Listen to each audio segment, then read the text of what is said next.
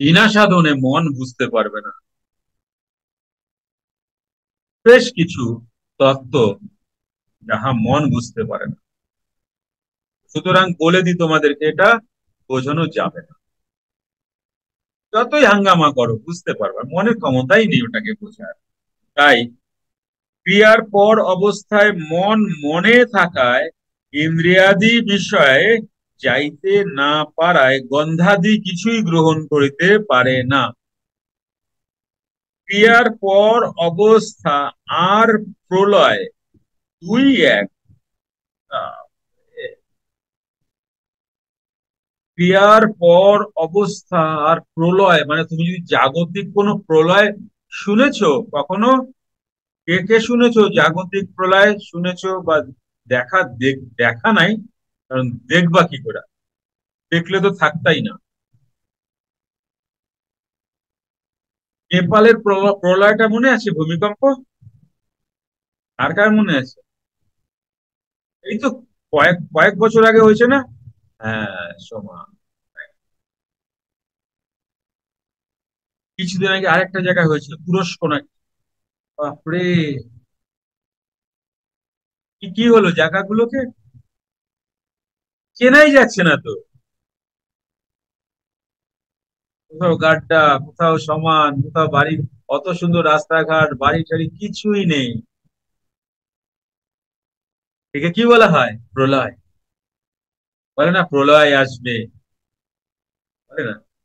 প্রলয় মানে কি ধূলিসাৎ করে দিয়ে চলে যাবে। মানে যেই জায়গা যেমন সেই জায়গার ইয়েটাই পাল্টে দেবে।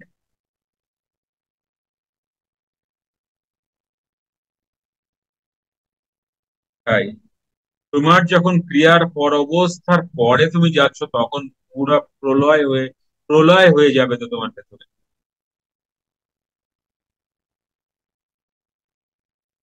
ঠিক আছে? আজকের বিলিভ, আজকের সমস্ত কিছু প্রলয় হয়ে যাবে, কিচ্ছু থাকবে না।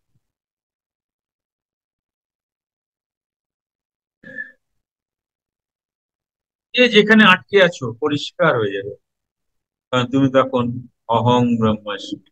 ডেসক্রিপশনে হোয়াটসঅ্যাপ গ্রুপ লিংক পেয়ে যাবেন। এই লিংকে আপনারা জয়েন করুন ফ্রি অফ কস্টে। হেলথ, রিলেশন, ক্যারিয়ার, মানি, এই ব্লকেজ থাকে, ম্যাক্সিমাম মানুষের এই ব্লকেজ গুলো দেখা যায়। এই ব্লকেজ থেকে কি করে আপনি বেরিয়ে আসেন, এর জন্য আমি ডিজাইন করেছি আরএমপি ক্লাস। আরএমপি মিন রোজ ম্যাজিক প্র্যাকটিস। মনে করুন হেলথ ইস্যু আছে, রিলেশন প্রবলেম আছে, ক্যারিয়ার প্রবলেম আছে এবং মানি ব্লকেজ আছে, ওখানে সমস্ত ইনফরমেশন আপনারা পাবেন। আরেকটা রয়েছে যোগা, ওয়াইএমপি, যোগা, মেডিটেশন এন্ড প্রাণায়াম। আর ক্লাসগুলো সম্পূর্ণ লাইভে পাবেন। আমি থাকবো এই ক্লাসগুলোতে, আলোচনা করবো যে কিভাবে আপনারা যে যেখানে ব্লকেজ আছে সেই ব্লকেজ থেকে বেরিয়ে আসুন। Thank you very much. আসুন ক্লাস।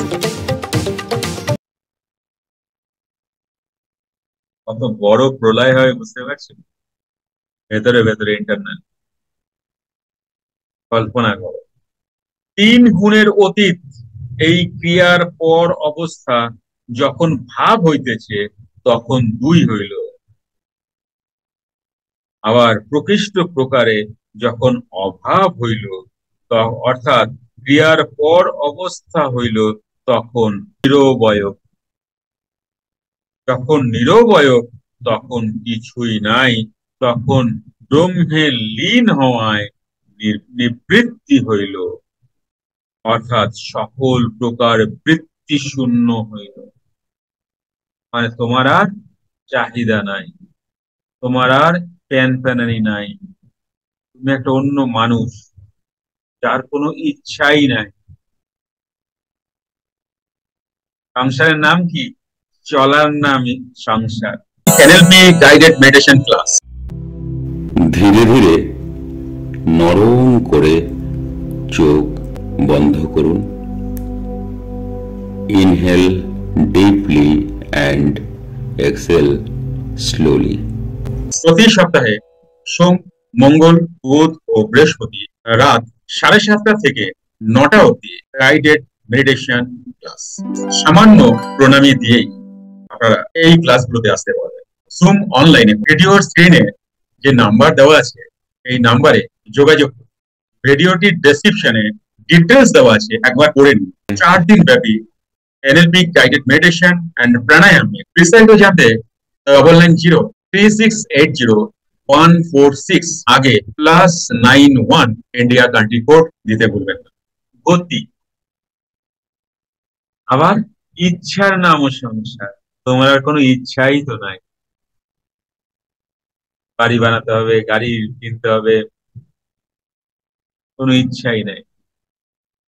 এগুলো কোন সময় আসে? এগুলো বহু মানুষ দুর্বল হয়ে এই সমাজের সাথে না পেরে সাধু সাধু মনের ভাব আসে, সব ছেড়ে দেব, আমি ঈশ্বরের ভজনা করব।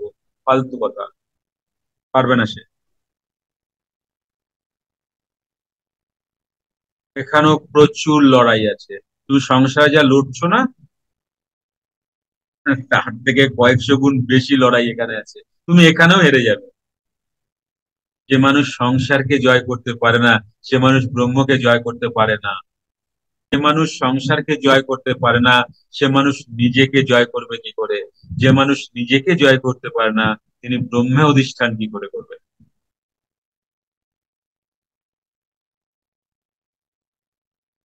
সংসারকে ফাঁকি দিয়ে চলে যায় যারা, তারা কোনোদিনও পারবে না ব্রহ্মকে। ক্রিয়া যোগের কথা বলা হচ্ছে, গীতার কথা বলা হচ্ছে। আমি আদার্স কোনো কথা বলছি না, আমি ব্রহ্মবিদ্যা বা ক্রিয়া যোগের কথা বলছি। যখন ব্রহ্মবিদ্যা ছিল তখন সবাই গৃহী ছিলেন, ঋষি, মুনি, তপস্বী, এগুলো সবই গৃহস্থ আশ্রমেরই কথা।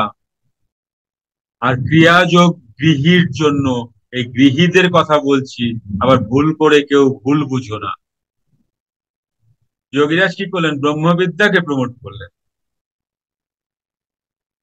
যাহা ব্রহ্মবিদ্যা, তাহাই আত্মবিদ্যা, তাহাই ক্রিয়াযোগ, শটে যাহাকে ক্রিয়া কহে।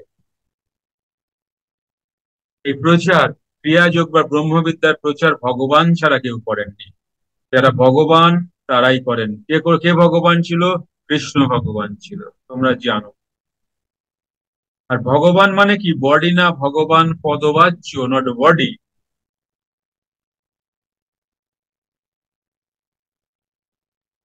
লাহিড়ী বাবা ভগবান পদবাচ্য। जो राम सोई किशुन, सोई कबीरा, सोई हम সমাচরণ। তাই এইসব কথা পণ্ডিত ব্যক্তিরা বুঝবেন না, বিদ্বানরা বুঝবেন না। এইসব কথা যারা সাধনা করেন তারা বুঝবেন প্রকৃত অর্থে কি বলা হচ্ছে। কারণ গীতা কাদের জন্য? যারা সাধনা করছেন তাদের জন্য। পুরাণ পুরুষ কাদের জন্য? যারা সাধনা করছেন। পণ্ডিত বা বিদ্বান অন্য জায়গায়, তারা অনেক কিছু, তারা অনেক সংস্কৃতি জানতে পারেন, অনেক বিষয় তাদের নখদর্পণে, কিন্তু সাধনা নয়। কারণ তখন তুমি লয় হইয়া গিয়াছ, অন্যান্য বস্তু যেমন তেমনই রহিয়াছে। নিরবয়ব যখন হইল, তখন সমস্ত পদার্থের পরমাণু বিশেষ রূপে বিভাগ হইয়া ব্রহ্মে মিশিয়া গেল। অর্থাৎ পৃথিবীর অণু জলে, জলের অণু তেজে, তেজের অণু বায়ুতে, বায়ুর অণু শূন্যে, শূন্যের অণু ব্রহ্মে। এটা একটু ক্রিয়া করলে বুঝতে পারবে। পঞ্চভূতে জলে প্রথম কি? মাটি। পৃথিবী, পৃথিবীতে কি জল নাই? আছে। পৃথিবীতে কি অগ্নি নেই? আছে। পৃথিবীতে কি বায়ু নেই? আছে। পৃথিবীতে কি আকাশ তত্ত্ব নেই? আছে।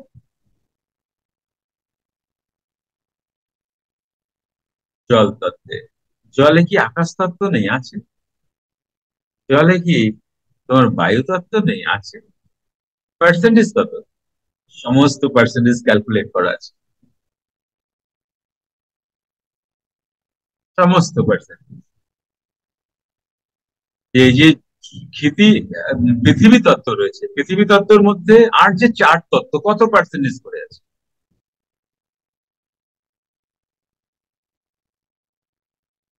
পারফেক্ট হিসাব। তার হিসাব জানো এটা? পঞ্চানন ভট্টাচার্য মহাশয়, পঞ্চান বাবা হিসাব। বুঝতে পারছো কেমন হিসাব হতে হবে, কেমন হিসাব হবে জিনিসটা? আমি হিসাব করে দেখলাম 12.5% করে থাকে। এই ক্যালকুলেশন আমি করছি, পরে তোমাদেরকে দেবো। কারণ অঙ্কটা আগে আমি মিলিয়ে নিই। আমি না মিলালে তোমাদের মেলাতে যেতে পারবো না। তাহলে কি হলো?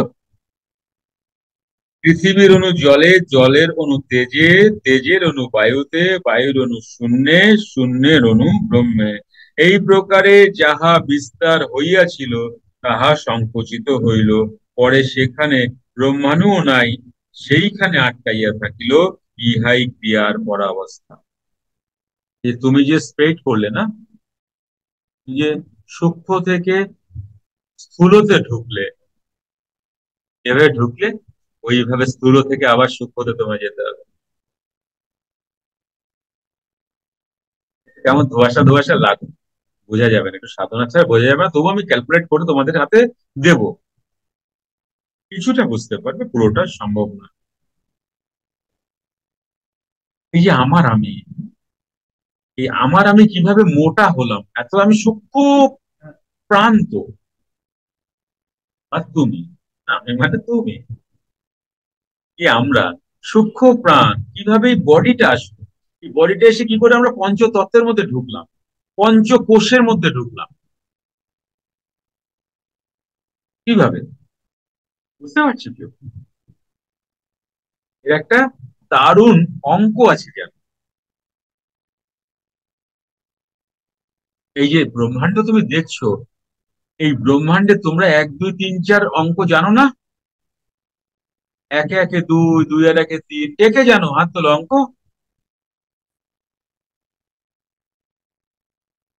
দেখি কে কে বাচ্চা আছে, হাত তোলো।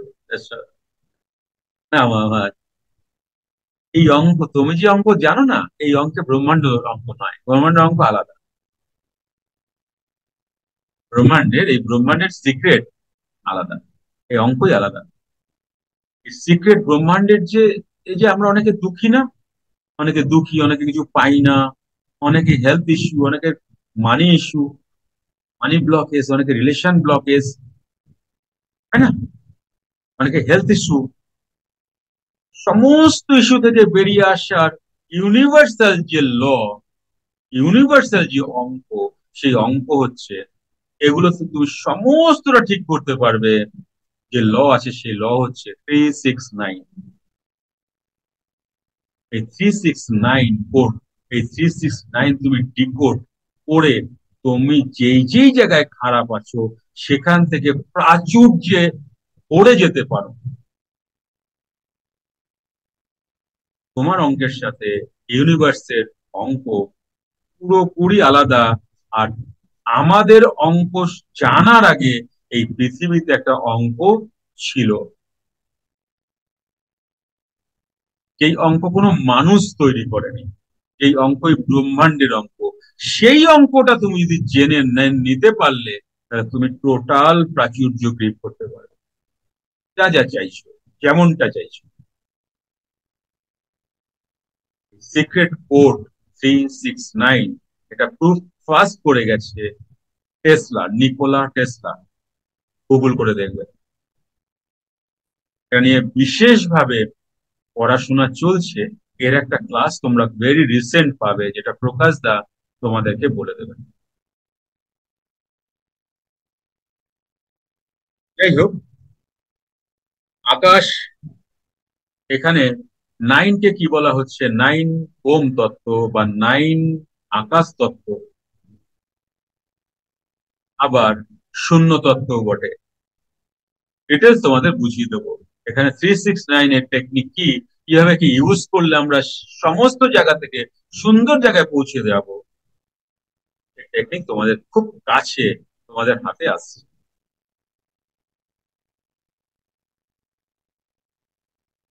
সেখানেই আটকাইয়া থাকিল, ইহাই ক্রিয়ার পরাবস্থা। আকাশ অতিশয় সূক্ষ্ম, হেতু যেমন অনুভব করিতে পারা যায় না, অথচ কিছু আছে বলিয়া মনে হয়, হ্যাঁ, তেমনি আকাশ অপেক্ষা সূক্ষ্ম নিরবয় ব্রহ্মাণু অনুভব করিতে পারা যায় না। এই ব্রহ্মাণু তুমি অনুভব করতে বা আমি অনুভব করতে পারবো না, অথচ কিছু আছে বলিয়া বোধ হয়। কিছু তো আছে।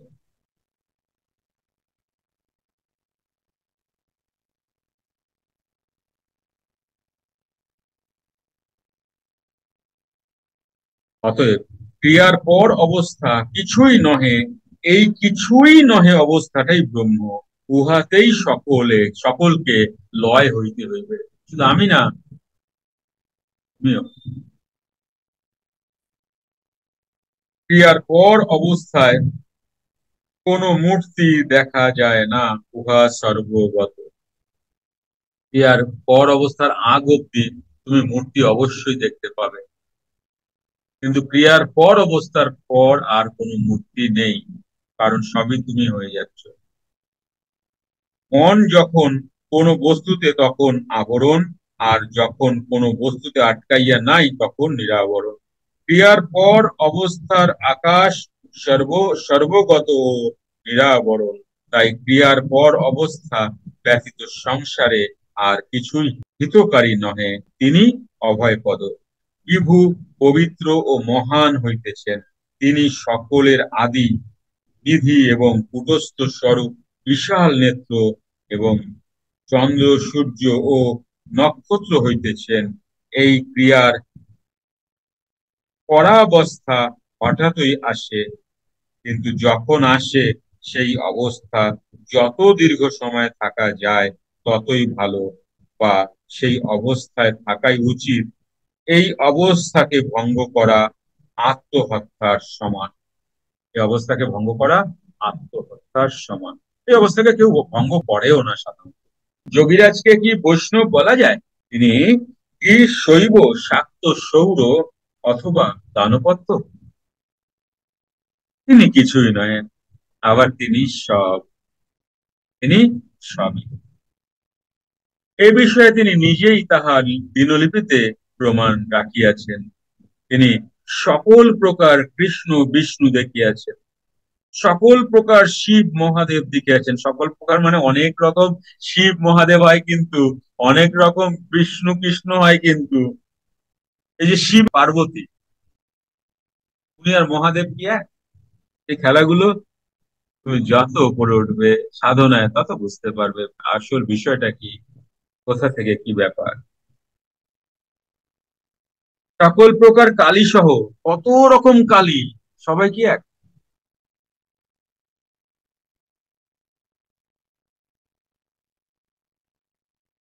সহ নানান দেব দেবী দেখিয়াছেন।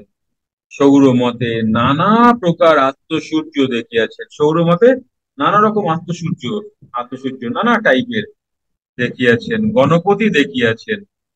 তিনি বিশেষ মত বা পথের সাধক ছিলেন না, সকল মতের বা পথের মিলন তাহাতে ঘটিয়াছিল। তিনি একাধারে পরম বৈষ্ণব, একাধারে পরম শৈব, পরম শাক্ত, পরম সৌর এবং পরম গানপত্য। এ বিষয়ে তাহার যাহা কিছু দর্শন হইয়াছে এবং দিনলিপিতে যাহা লিখিয়াছেন তাহা এখানে দেওয়া হইল। নেক্সট, এটাই পড়া। 267।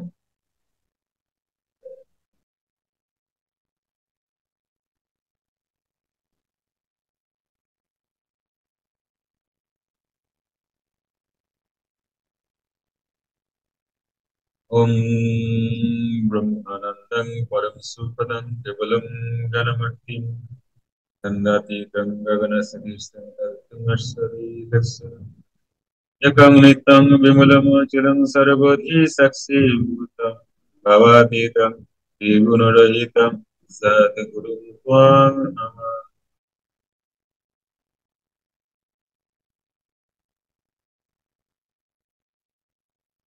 প্রভু মালিক।